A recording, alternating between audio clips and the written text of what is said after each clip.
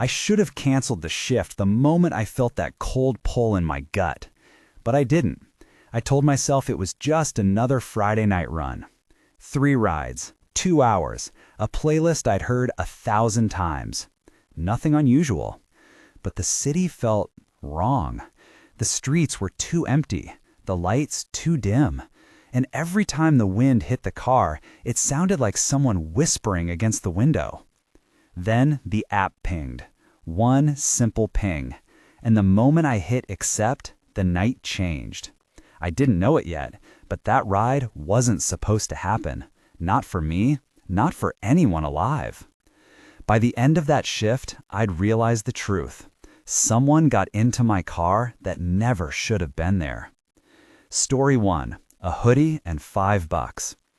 It was near the dorms, a freshman cluster, where the only things more constant than bicycles are delivery boxes and loud laughter at midnight. He stood under a sodium lamp, hoodie up, backpack on both shoulders like he'd never learned to walk with anything else. Tom, the app said, small and quick with his smile. He swung the back door open like it was a habit and clambered in, leaving the smell of reheated pizza in his hoodie. "You head into the loop?" I asked, easy into the rhythm I keep with these rides. A little small talk, a little music that doesn't demand an answer. "Yeah, just the library. Finals." He laughed at his own exaggeration. "I'll be out by 9. The stereo was on low, Sampha on repeat, and for the first minute, the car was a private world of the song's low hum and the rubber quiet of tires on damp asphalt. He asked about tips, about the city. He dug through his backpack and found nothing but receipts and an energy bar. When we neared his stop, he reached into his pocket, fumbled a crumpled bill, and offered it with a half grin. $5, he said. "I owe you one." The note was small, the gesture mundane. When he stepped out and pulled the door closed, the back of the car smelled for a moment of peppermint, he'd chewed gum, and cold air. He waved, disappeared down the lit corridor of the dorm, and the light on the dashboard clicked back to the soft green of the app, waiting for the next ping. It was normal, quiet, human, the sort of thing I tell myself keeps the city honest.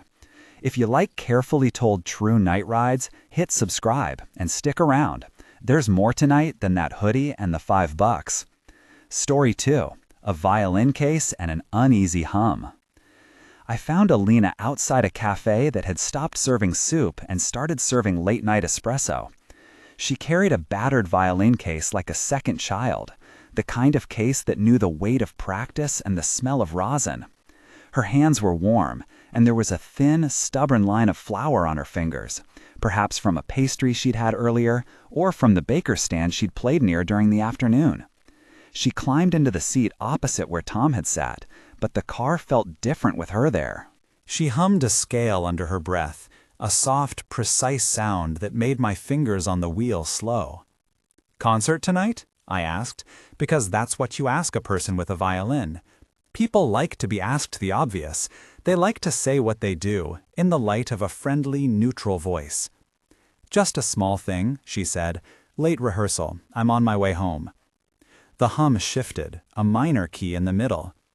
She talked about the city the way musicians talk about keys, where harmony accidentally sits with the clatter. She spoke of trains that sang under the bridge, of a neighbor who practiced scales at 4 in the morning, and who, in the parking lot, would always be met with the same apologies for noise. She rubbed her thumb along the seam of the violin case, absent, as if checking for a splinter. When I turned onto the avenue, she stopped mid-breath and hummed a single sustained note. It was beautiful in a blunt way, and it stretched across the car, touching all the little metal parts. Then she went quiet. For a long block, she smiled but said nothing. The radio slid from Sampha into an instrumental track, and the hum and the car became the thing that held space. At the curb, she thanked me with a small, precise "thank you," and left the smell of lemon oil on the seat. Her bag sat for a moment on the floor, lonely and square. Then she picked it up and walked away in the drizzle. I watched her go because people with instruments tend to walk like their shoulders carry someone else's rhythm.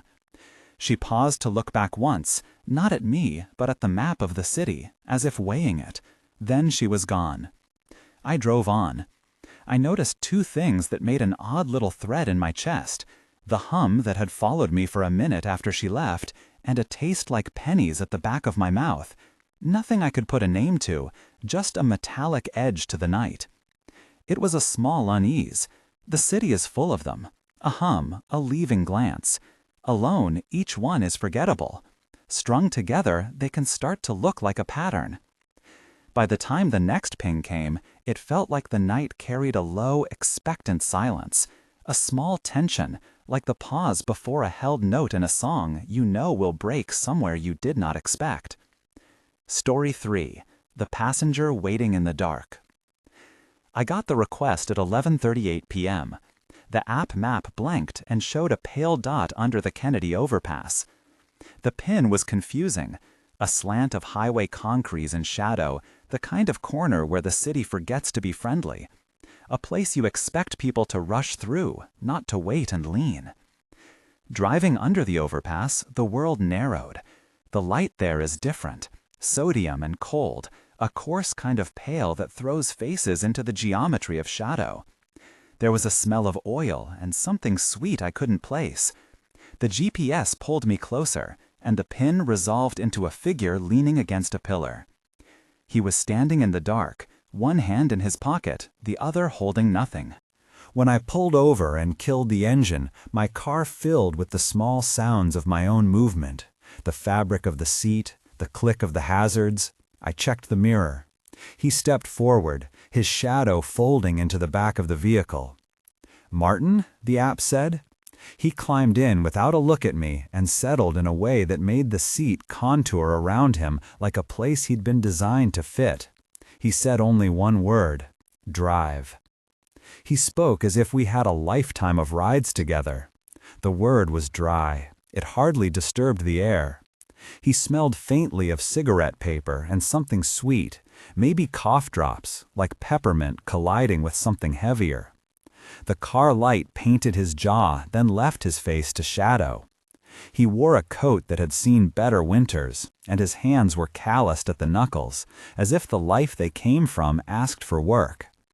I put the car in drive more slowly than usual. There's a rhythm to pickups, a rhythm that makes you feel prepared. That night, I felt like I had missed a beat, but no one had summoned me to notice. "Where to?" I asked, the question born more of procedure than curiosity. He opened his mouth. Nothing came out. His lips moved like he was rehearsing a sentence that wouldn't start. I watched the chest for the rise and fall you get used to reading in people's bodies, a subtle meter you rely on to know someone is simply tired or simply thoughtless. The car moved forward. The underpass blurred by in rectangles of orange and black.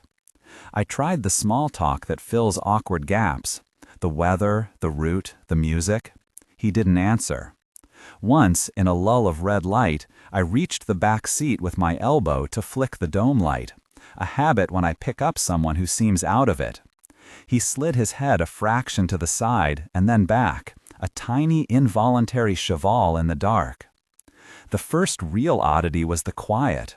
Not silence, I had the engine, the tires, but an absence in the way people usually fill the car with breath or complaint or song. He sat like a person who had been allotted space and was not planning to spend it with me. When I asked again if he was all right, he said nothing.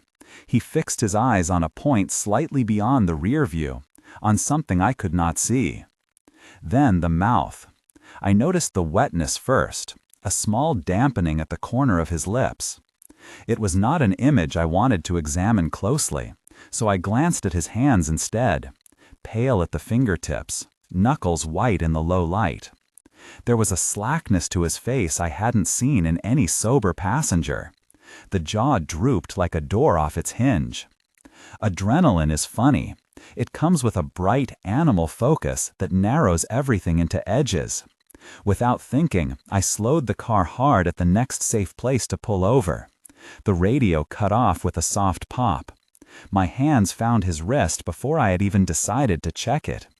The pulse felt like a rumor under my fingers, faint, if it was there at all. "Martin?" I said. steadier than I felt. "Hey, you with me?" No answer.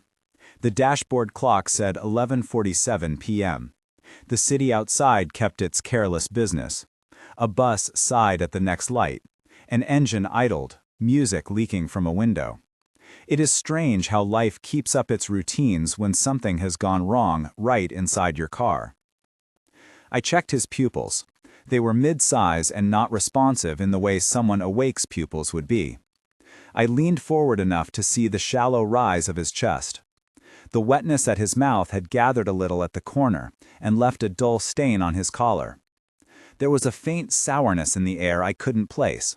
Not a smell you can name easily, just a chemical note that made the back of my throat tighten.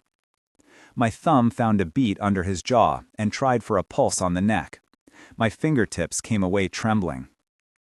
For a second, the world did a curious thing. The normal noises of the street both receded and sharpened. The clack of a passerby's shoes, the distant siren that felt like it came from another life, the far, constant hum of traffic. My heart started to run with a registry of impossible quickness. Call 911, check pulse, don't move him, turn on hazard lights, flag the ride.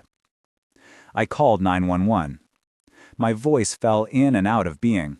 I told the dispatcher my name, my car, my location, under the Kennedy overpass. I said the things you're trained to say in the sense that you have said them in practice, but not in the life where you think they will be used. Male, mid-30s, I said, though I wasn't sure. Unresponsive, not breathing clearly.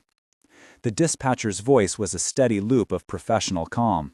She asked me to check a pulse. I had already done it and said so. She told me to stay on the line. Her words were the framework that kept a part of me from unraveling. I flagged the ride in the app. It's a small bureaucratic thing that feels vital. You mark the incident, you send a notification. I called the number listed in the app's support. Kevin, our fleet dispatcher, answered after the third ring. He was slow and careful, and the way he talked was like the way people talk when they don't want to make promises they can't keep. I told him what I had found. He said he'd notify the company and would send any support he could. He asked if I wanted a tow. I said I didn't know yet. Marcus showed up before the ambulance, as he tends to do in neighborhoods like that. An honest man who takes notice. He had been walking his dog and had seen the car at the overpass and stopped. The sort of person who bangs on a window if he thinks it might save someone. He knocked until I turned to the window and let him in. He smelled of city rain and sweat. His voice was loud in the small space. He started, and I think he expected to be the one to fix whatever was wrong, in a pragmatically masculine way. Chest compressions, external pressure, the kind of help people think of when they hear words like unresponsive. I told him what I'd done. Pulse check, 911. He sat in the empty front seat, hands clasped, legs braced as if to spring. His presence was a kind of human ballast. When the first EM2s arrived, uniformed, efficient, bright reflective stripes slicing the dark, the road filled with small professional choreography. The EMT, who would later sign his name in the official account as Sarah, moved with the quiet speed of practice. Eyes, mouth, chest. She took over with a calm that felt less like rescue and more like a removal. A necessary work that keeps the rest of us from slipping into a hysteria we wouldn't be able to return from. Before she slid the rear door wide and leaned in, I had time to take one more look at Martin. He sat like someone who had been made small. He didn't have the wildness of unregulated violence. There was a sadness to the way he did not try to wake, as if sleep had become a place he could not be asked to leave. The light from the ambulance pool came and went on his face. EMT Sarah's hands were practiced and command, and for a second I watched while the world kept its ordinary hum. The whir of a radio, the distant shout of a cab driver arguing with a meter, the hush of a dog 2 blocks away. There are 3 sharp impressions that will not leave me from that first moment. The thin, unreadable beat under his wrist that might have been a heartbeat and might have been nothing. The sound of the ambulance doors closing like the end of a book, and the dull, mechanical snap of the radio as an order was given. Those things anchor the memory like beads on a string. They moved quickly. That speed is what kept the crowd from forming into something larger. A couple who had been passing by stopped and watched from the overpass, umbrellas faint in the sodium glow. People recorded on phones because people record. The app flagged the trip as an incident and sent a message about contacting support. Kevin texted to say he'd informed the dispatcher and the company. I wrote down the time with a shaky hand, 11:47 p.m. Inside, everything felt like a held note. When the EMTs clipped on a monitor and spoke into their radios, the technical language made the moment more distant and less like a private failure. Officer Ramirez arrived and introduced himself with a professional placidity I imagine is built into police training. Name, badge, asked to take my statement. He asked the routine questions: route, pickup time, did I notice anything odd, had there been any signs of foul play? I answered. I told the truth I had. The limp jaw, the wetness at the mouth, the lack of response. He took notes. His hand moved on a small legal pad. Everything was being folded into procedure. I remember touching Martin's outer sleeve, an instinct perhaps, to make contact, to register that a person had been in the seat I'd been renting out all night. There are procedures that follow these moments, things that will happen whether I want them to or not. Photographs would be taken, the coroner would be called, evidence would be collected. Those words have a particular weight in the way they make a person into a case file, but at the time they were just technical boxes waiting to be checked. I tried to hold on to the person in the seat rather than the case number, and yet I knew that once the professionals arrived, the personal would necessarily be filtered into paperwork. A reporter would later call. A detective named Lewis would later ask me to come in and give a recorded statement. The media would want a frame for the picture. Driver finds passenger unresponsive. But that belongs to the aftermath. Right now, under the overpass, the city moved on, and I sat and wrote the time in a margin on my hand because the paper felt too much like a form. Marcus stayed with me until the squad car left. He clapped me on the shoulder, spare and practical. "Call me if you need anything," he said. I remember being grateful for the offer because it was human, not bureaucratic. He left with the slow motion of someone who will not make more of this than he ought, a neighborly empathy that does not presume to know. And then, in the hollowed-out space that followed the ambulance, I noticed the small mechanical thing I had never let myself think about, the dash camera I did not have. People on message boards talk about dash cams like talismans, protectors of truth that will stand and bear witness. At that moment, the absence of that witness felt like a hole. If I had been recorded, I thought absurdly, there would be an irrefutable track of the way the light fell and the way his hand had trembled. My hands, which had held the steering wheel that night, felt newly exposed. I made a mental note, not yet a plan, to get one. Officer Ramirez finalized the report and said he would file it with the station. "We'll need you to be available for a formal statement," he said. "Detective Lewis will contact you." I nodded. My mouth tasted of plastic and the afterglow of the peppermint. There was a mechanical kindness in the officer's voice that suggested the night would be organized into a bureaucratic narrative in which I would play the role of witness. Later, hours later, and then days later, other instruments would make sense of the event. For now, the immediate was raw and narrow, and the simplest acts held a disproportionate weight.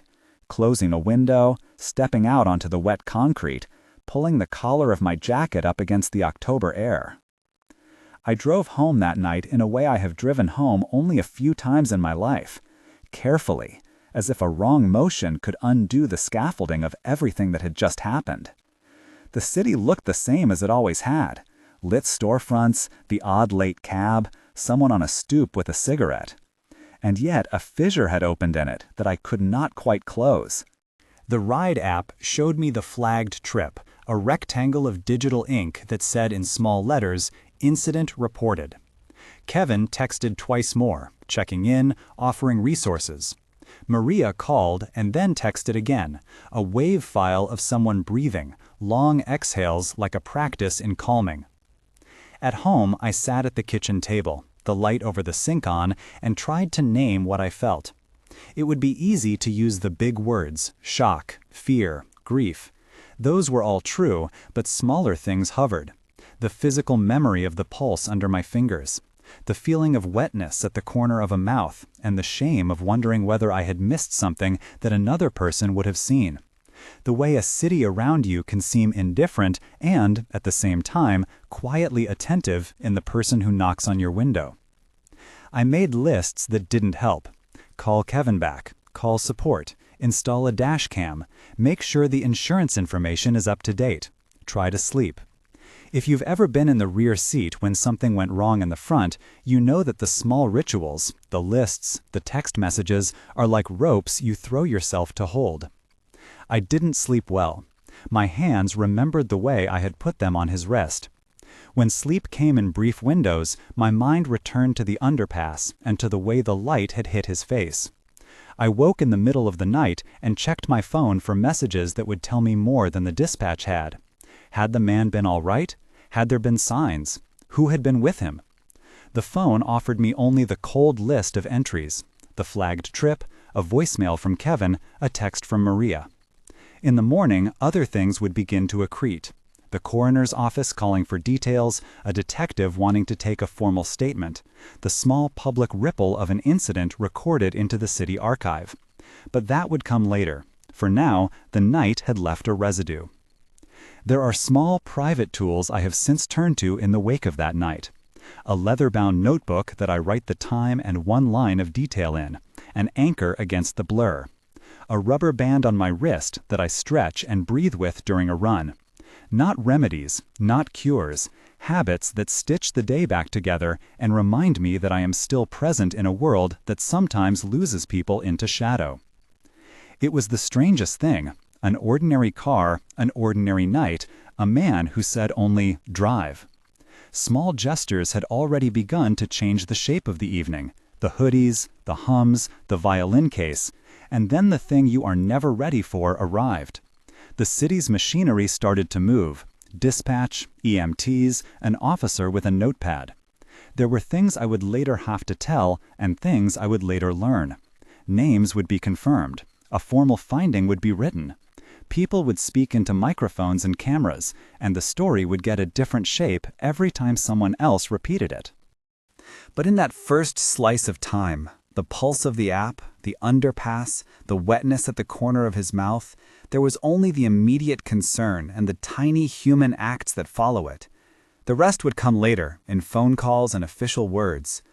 For now, I sat with the glow of the dash clock and the memory of the way he had folded into the seat, and I tried to do the right thing until people whose job it is to take over could do theirs.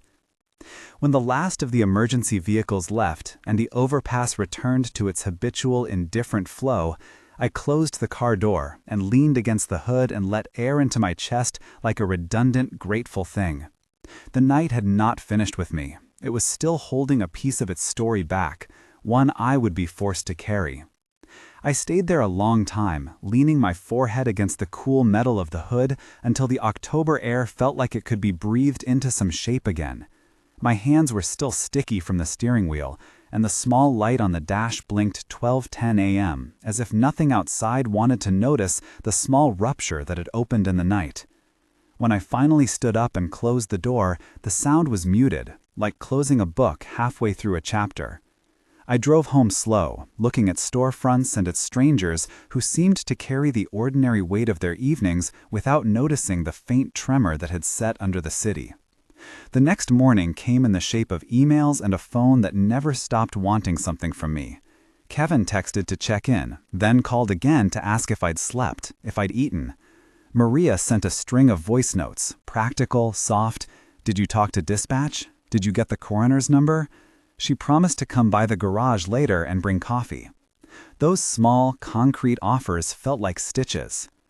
Detective Lewis called in the afternoon. He had a voice that belonged to professionals who say a lot of necessary things without theatrics. He asked me to come down to the precinct to give a recorded statement. "No pressure," he said, which was not strictly true, but he was precise and gentle in the way that makes procedural work tolerable. "I went because you go. You want to shape what will be written about a night you lived through." Sitting in the interview room was like returning to the scene from a different angle. The chair was hard, the tape recorder had a little red light. I told the sequence: the app ping at 11:38, the overpass, the smell of peppermint, the single word, drive, the discovery at 11:47, the call to 911, the EMTs arriving, the ambulance taking him away. I repeated the small details because the legal mind wants anchors: the dampening at the corner of his mouth, the faint beat under his wrist, Marcus's insistence on knocking. Detective Lewis asked clarifying questions about timing and position. He asked if I'd noticed signs of violence. I had not. He asked whether I had handled the scene in any way that might interfere with evidence. I had not. He closed his notebook and told me the coroner would be in touch and that they would need my contact information for follow-up. A reporter named Jenna called me 2 days after the night under the Kennedy. She sounded like someone who had rehearsed everything and then tried to sound like she hadn't. "Can you tell me what happened?" she asked. I measured the answer because the story that runs in a paper or on a site has a different gravity than the memory you carry. I gave her the facts: pickup at the overpass, discovery of an unresponsive male passenger, emergency response, coroner called. She asked if I would agree to an on-the-record statement. I asked for time to think. Maria, who had already been through a minor version of this when she'd had a passenger who vomited and sued the driver, advised me to avoid comment until the coroner's report. "People love narrative gaps," she said. "They'll fill them with the worst kind of theater." Weeks settled like pages turned. The coroner's office was exact and bureaucratic in the steadiness of its voice. They called to say they were working on identification and toxicology. There was a patience in their words that made me feel both hopeful and hollow. Hopeful that there would be answers, hollow for the way answers are not always consolation. A dental match, they said eventually, confirmed his identity. The name they gave me was the one I had learned to attach to the passenger's body through forms, not through conversation. I kept the name careful in my mouth.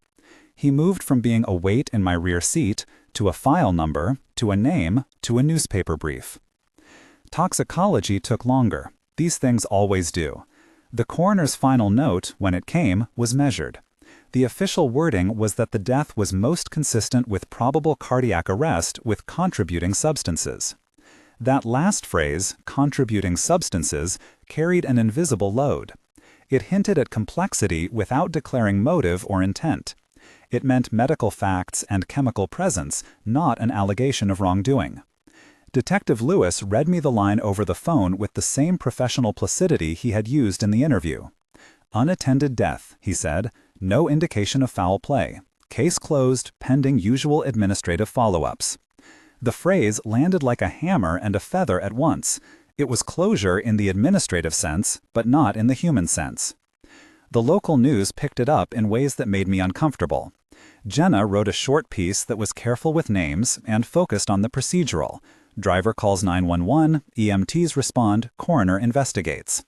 She asked in a follow-up whether I would speak to a producer on camera about driver safety. I declined. The thought of being a face across a chyron felt like translating a private scar into a public accessory.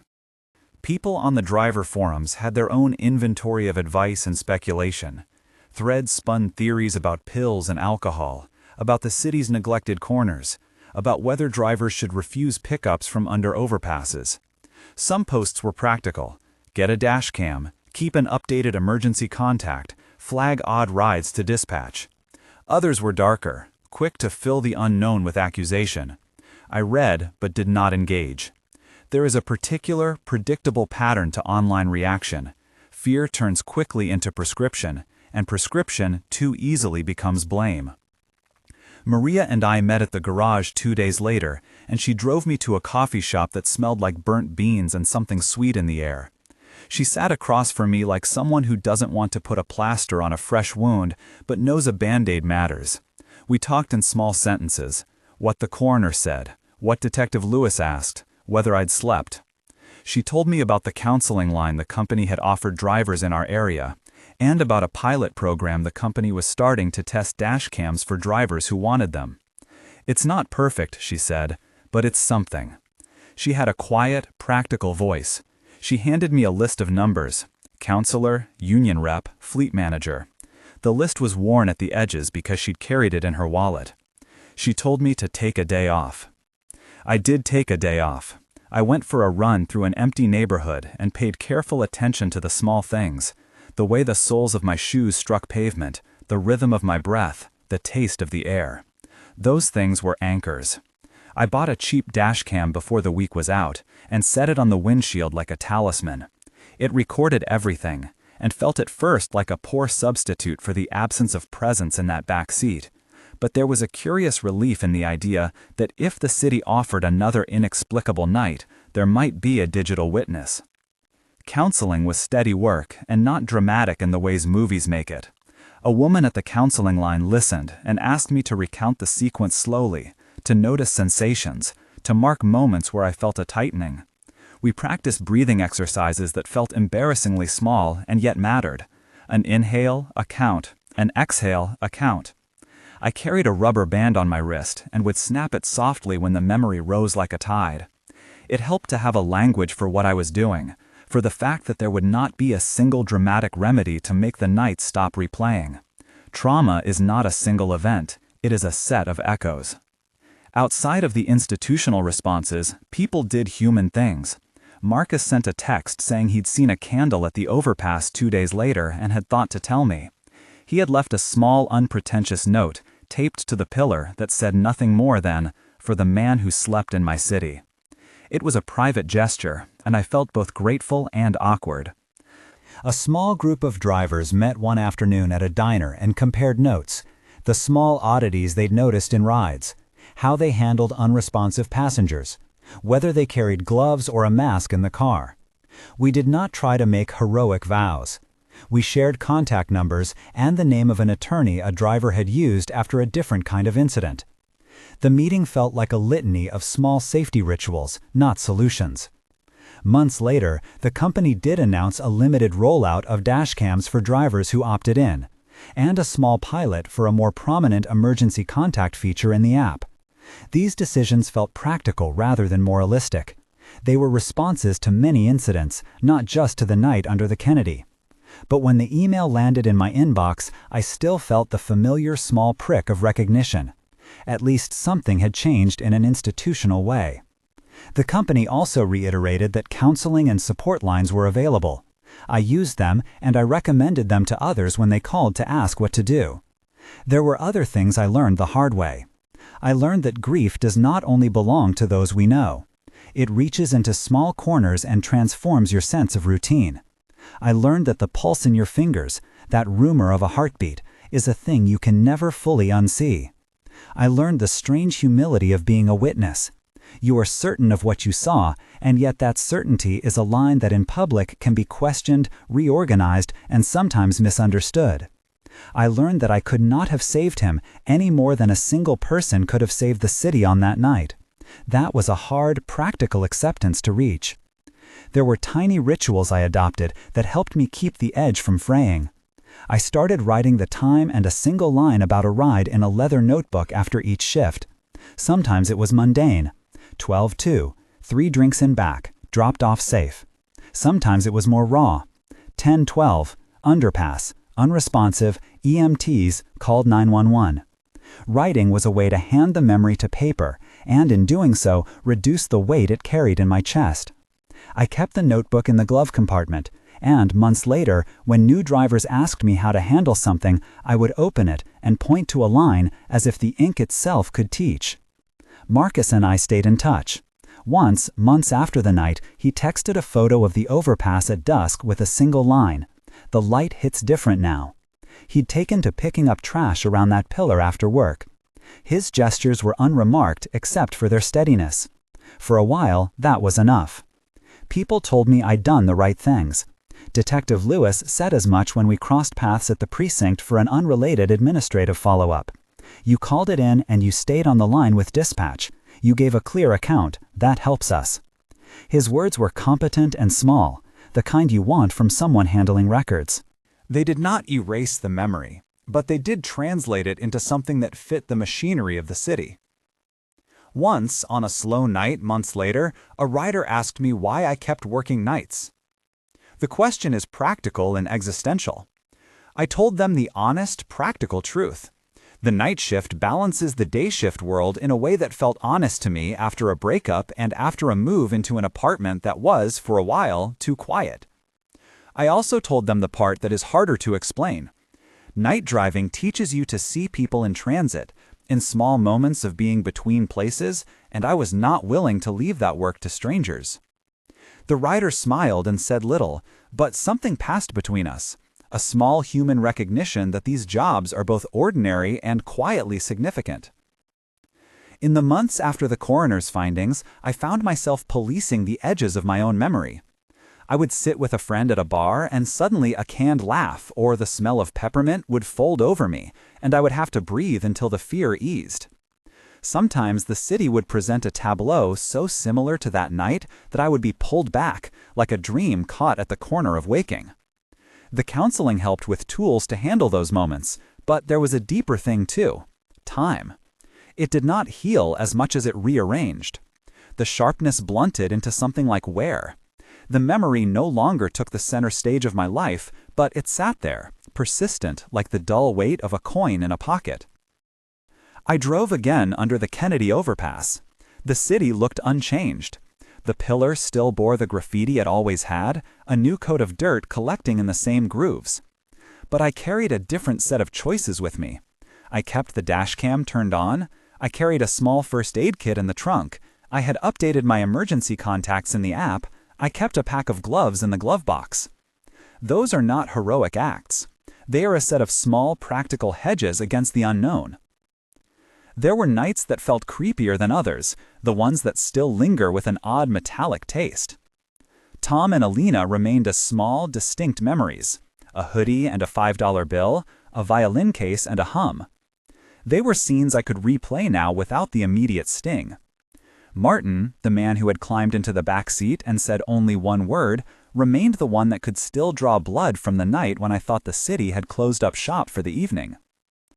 On rare mornings, I would find myself back in the garage, lying against my car and letting the first light of dawn be a kind of quiet.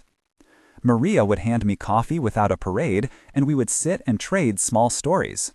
We would speak of safety and of boundaries, and of how the app had changed the shape of being alone on the road. We spoke, too, about the responsibility of being a witness, how we owe the simple things: calling 911, staying put until responders arrive, and being available for police statements. Practical things, not moral absolutes. There is a long tail to nights like that. Insurance companies talk in their slow languages of claims and reports. The coroner's office files away the case, but the memory is kept by people in ink and by the human minds that will return to it in odd triggers. The company's support lines continue to exist as a kind of lifeline for drivers, a form of institutional care that matters only if someone takes it. I took it, and in doing so learned that asking for help is not weakness. It is one of the rare, practical things that keeps you on the road. Sometimes, late at night, I will drive past the overpass and slow down without a plan, just to notice the way the lights shape the concrete. The city breathes out, and I breathe in, and memory eases just enough to notice something else. A man waiting for a bus under a sodium lamp, a woman with a violin case stepping around a puddle, a student in a hoodie running for a pizza delivery. These are small, ordinary human gestures that populate a city at night. They are the same gestures that used to feel like background until one night stacked them into something that could not be unseen. I still think about Martin sometimes, the way you think about a book you wish you had time to finish for him. I do not know what else to say about him that would be respectful or true beyond what the coroner and the police said. He was a person who became a passenger, and then an incident, and then a file, and then a name in an official record. That translation is almost always incomplete. It does not undo the fact that someone's life stopped under an overpass, and that, for a night, the city bent its shape around that fact, in a way I will carry. If there is a practical takeaway, it is of small actions more than large pronouncements. Call 911 if you find someone unresponsive. Flag the trip in your app. Stay with the car until professionals arrive if it is safe to do so. Use the support resources your company and community offer. Put a dash cam in your vehicle if having a witness makes you feel steadier. Talk to a counselor if the images keep coming back. Those are not guarantees. They are the small structures I learned to rely on after a night that broke a small piece of my sense of order. I am still driving nights. I keep my notebook in the glove compartment, I keep the rubber band on my wrist, and I breathe when I feel the city tilt under me. Sometimes I pick up a passenger who hums under their breath, whom I watch in the rearview with a softer, quieter attention. Sometimes the rides are ordinary, a hoodie, a pizza box, a $5 tip that makes us both laugh. Sometimes they carry a hum like a violin, fragile and precise. And once, in the dark under the Kennedy, one ride carried a silence that changed me in ways I am still learning to hold. If this night taught me anything besides procedural steps, it was that ordinary life is fragile and that small kindnesses matter. Marcus knocking on the window, Maria bringing coffee, Detective Lewis listening without hurry, EMT Sarah moving with practiced hands, the dispatcher who kept me on the line when my voice faltered. Those small acts did not erase what happened, but they were the human apparatus that allowed me to step back into my life. If what you've heard tonight moves you, there is a simple thing you can do to hold space for others who may carry similar nights. Leave a single line in the comments. I was in my car /month/ one sentence about the feeling. It helps to fold our small stories together and remember that none of us travels this alone. And if you want more carefully told true night rides, 3 of them, tonight's stories and others like them, subscribe and come back. We'll keep listening and we'll keep telling these small, important parts of the city's nights.